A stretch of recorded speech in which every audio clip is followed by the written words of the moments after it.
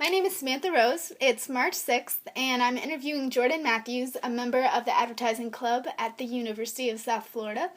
Jordan's a sophomore at USF, and we'll be discussing advertising's effects on society's perception of beauty.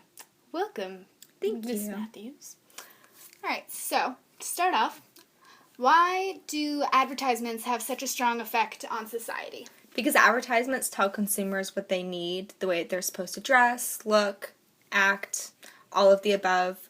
I mean, for instance, if you see an advertisement with, a model having absolutely flawless skin that looks like it's airbrushed, they're going to go out and buy the foundation that is advertised in the advertisement because they're going to want that skin. Meanwhile, knowing, I think everyone subconsciously knows in the back of their mind that that foundation is probably not going to do that for them, but they want to believe that it will. Yeah, I mean, they kind of have to go into that thinking, I'm not going to look like the model, but they still have that expectation. Yeah, like maybe it'll work. Yeah. So it's easy for a person to get caught up in the idea of perfection.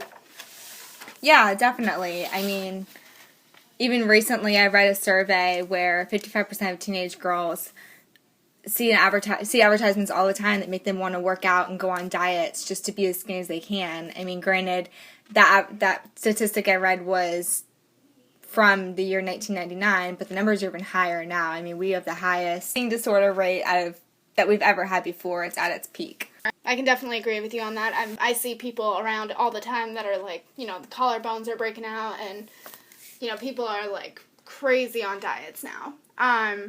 But what are ways for teenagers in this society in like the year 2012 to prevent themselves from falling into that trap? Like, how can they realize that it's only an advertisement and it's not real? Like, that shouldn't be the expectation. To be honest, I mean, a lot of it is just going to be stemmed from their own self-esteem, and I mean, they just really need to accept that those advertisements, they're not real. Those models are completely photoshopped and airbrushed, and they need to realize that they can't hold themselves to standards that are completely impossible. Society needs to be stronger than the idea of perfection.